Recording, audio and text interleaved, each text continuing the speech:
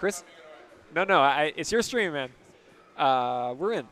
Just from playing both of them, I feel like Bag plays well more consistently. Yes.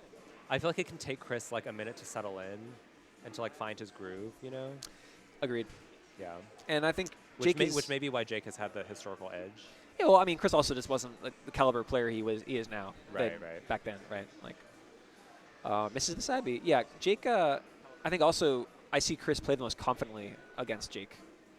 Oh, interesting. Like he's well, I guess it's a comfort. Yeah, it's factor. comfortable. I think he knows he can do the thing, right? Yeah. And I feel like Jake plays his game, and it doesn't always work, as Chris has gotten better. And this is already the neck and neck. This is one of the matchups I think I know the least about. Do you want to talk about something else? Yeah, what do you got? I don't know. Wills just likes to throw things out there on commentary. Do you have any like thoughts, opinions? Do you want to hew close to melee, or do you want to go somewhere else? It doesn't matter. Anywhere. Anywhere. Okay. Melee, whatever. I don't want to go into politics, but. Yeah, that's a topic I'm avoiding right now. Yeah, I don't want to go there either. Yeah. Let's see. Sorry, because so much of my brain has been consumed. Okay, how about this? Let's talk about the heat death of the internet. The heat death of the internet. Yes. So I've heard. Are you familiar with the phrase heat death? I don't want to assume. Yes, but not of the internet. So folks at home, heat death refers to like eventually the universe will just be all the heat will disperse, all the energy will disperse. It'll just be neutral, everything, everywhere. Nothing will be happening, and that's forever. And that's heat death of the universe. Heat death of melee is also its own thing. But let's start with heat death of the internet. I've heard it referred to like the reality of ad blockers, websites, free stuff, cookies, every buzz internet term you can think of, kind of contributing to this clusterfuck that is the modern internet. I still don't know what a cookie is. I've accepted many of them, but I don't know what they are. Well, cookies are kind of... I think they track you or something. They do. Cookies are like tricky little bits of data. Should I be accepting or rejecting them? It doesn't really matter. That's what people say, but I feel, how can it not matter? How can it not matter? Then why are they asking? I'm so confused. The cookie ban was kind of a misguided attempt to regulate the kind of tracking data that websites were using, but they just found other ways to track the same things, and now they're just required to ask you. Okay. So if you accept, you make it easy for them, and they just use cookies. But if you decline, they'll do other things. Okay, what gets me is, like, we need permission for someone to give us cookies, but we don't for, like, 8,000, like, sales calls on our cell phones a day. Yeah. You know what I mean? Like, what is going on? I think that's an example of, like, the internet. We're hewing close to politics here, so I'm going to, like, I'm going to steer in another direction No, soon, makes sense. I think it's kind of a fundamental internet problem where humanity couldn't quite figure out what to do with the internet once it had it. Yeah. And someone decided early on it should be free. So we don't know, you know what I mean? Right. Like, the first people that invented fire, you know what I mean? They were probably like, what the fuck? Right. And shit probably was horrible for a while. Yeah. Like, shit probably burned. Yeah. And we're definitely in that phase with the internet, I think. Like, what we call technology is just different ways of using, like, a database and a cell phone. Like, that's all technology is in the, quote, tech sector. I know there's other things. I'm simplifying, but... And I think that's kind of sad. Oh, no. Okay, I still don't know what the heat death of the internet is. So heat death of the internet is just the idea that eventually, like, the internet culture as it exists now will consume itself. Like, it'll be so unpleasant and impossible to navigate and do things on the internet because of all the internet things. Oh, I see. You go to a website, you have, like, 18 pop-ups, you have a cookies acceptance window. Everything on the website is an ad, and then there's the things you're actually there for, which are buried by the ads. Okay. And then you have like a Chrome extension to kind of get rid of the ads, but then that's countered by the website itself, which puts more ads in front of you that get around the ad block. I see. You see what I'm saying? Like, it's just yeah. kind of like this obscene mess. Have you seen those like kind of viral videos of that lady who cuts people's hair? And this is gonna be so obscure. Hit me. I'm way too online. And she like asks them permission. She like films herself like giving haircut consultation. Okay. And she like asks them permission to like touch their hair before she starts cutting their hair. Oh and boy, her comments, you know, I'm sure she's doing this like as like kind of like bait, you know? Yeah. Because her comments are just filled with people being like, why the fuck would you ask people if you can touch their hair? They're there to get a haircut. Like, what are you talking about? Oh man. Okay. And to me, that kind of feels like when they ask me if I want cookies. Huh. You know, like, and it kind of sounds like the heat death of the internet. Yeah. As well.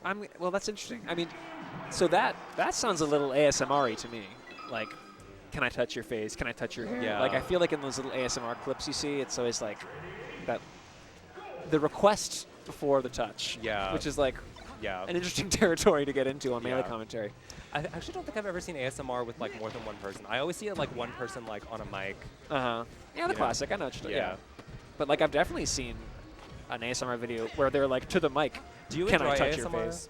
I am a person that like experiences it, but I find like the internet culture around it to be bizarre and off-putting. Like, I don't know. It kind of does give like desperate for content a little bit. Like, you So you know, like things that become a thing on the internet that probably should. It's kind of the same vibe as Hawktua.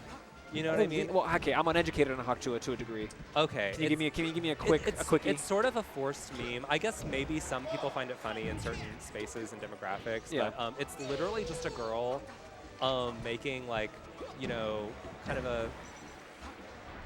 a explicit reference. Shit, sorry. And she says she's giving advice to young women to Hawktua spit on that thing.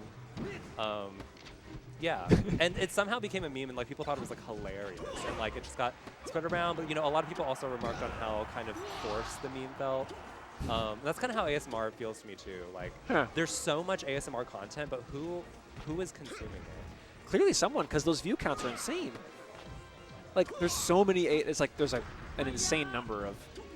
I know, like, are they What's even going real on? though? Like, Are there real? that many people watching it? Are there that many people following the Hawktua Tuesday podcast? Like, are those numbers real? Like, I don't know. See, my internet engagement is so twisted and warped that like my only knowledge of Hawktua is the people who stream sniped Moki during his 100 unranked Okay, wins. don't put Hawktua on the millennials. I'm gonna defend my millennials. I do not think it was the millennials. I think it's a different, more specific demographic that's into them, which I can't get into on stream. But don't put that on us, is all I'm gonna say. That's gonna be my one like stand for millennials, is that we are not the reason for Hawktua. I mean, we're definitely not funny, but we're not to blame for some of these. Man, I was playing soccer with some, I think 16-year-olds at a pickup the other game, and they all told me, they're like, "Yo, call this guy, call him Skib," and his name was Tony. And I'm like, is this just? I didn't say anything because I didn't want to out myself as a complete idiot, right? So I'm just like, okay, yeah, cool, got it. Yeah. But I'm like, okay, is this like are we literally making Skibbity toilet jokes? I thought you guys were like too cool to be making Skibbity toilet jokes. Yeah, some of those things are just beyond me, honestly. They're like, call him Skib. Yeah, I don't know what that is, and I'm Oh, the Tipman. I'm not curious either. You're not Skib curious? I'm really not. I generally think of myself as a very curious person. I'm always looking into things, probably more than I should. But Skibbity is kind of where I drew the line. Yeah. I feel like everyone has their line, you know, of like when you age out. And I think Skibbity may have been that line for me. I think there's like a brain rot line we're approaching in some ways. I think right also now. in terms of like intergenerational understanding and wellness of communication. Yeah. I feel like it's really hard to go beyond like one generation difference. You know what I'm saying? Like for like millennials communing with Gen Alpha is just not going to happen. You think one gap is too many? Yeah, we're going to be just mutually unintelligible to each other. Like it's just too big of it's too vast of a difference to cross. That's unlucky. Do you think that it's accelerated in like recent generations? Like, I mean, it's hard not to imagine the internet accelerating that process of like the communication gap, the culture gap. Yeah, I think it's been accelerated since probably millennials versus boomers. Kicked. You know. Yeah, because I mean, not to harp on this, everyone knows this. I got married this summer, but I went through the experience of discussing like my parents' like experience getting married, my grandparents' experience getting married, and the difference in experience between my grandparents and my parents was so comically small compared to the difference between my parents and me, right? Like, I think about that all the time. Like back in like the hunter-gatherer days, it's like you and your great-great-great-great-grandparents like did the same thing. Yeah, the same ass life. Yeah. Like that's insane. That's insane. Like, think about how much different our lives are from two generations. And that's your point. I know, so I'm just repeating what you're saying. Yeah. But YouTube peak was peak brain rot. And it Millennials kind of and puts Gen certain Z? things into perspective too, because like you know how like people like painted the same fucking thing like over and over for like 400 years. Yep. You know what I mean? Like the way like art like didn't change, like nothing changed. It's because like they weren't changing. You know, like. Yeah. And yeah, I mean, it's... Sorry, this is like so fake deep, but. It's fake deep. but it's fun to think about sometimes. I agree. And I think, like, art's a weird one, and now we have like too much art. We have art oversaturation. Yeah. Anyway, speaking of oversaturation, there's an oversaturation of Fox stocks relative to Falcon stocks on the screen. And is this set count accurate? I don't. I'm assuming Roshi is keeping up with this for us because we have not been watching. Okay, in my defense, I attempted to like genuinely commentate this matchup with Permafrost earlier. Oh, yeah? And I don't think either of us knew what was happening, and it was very difficult.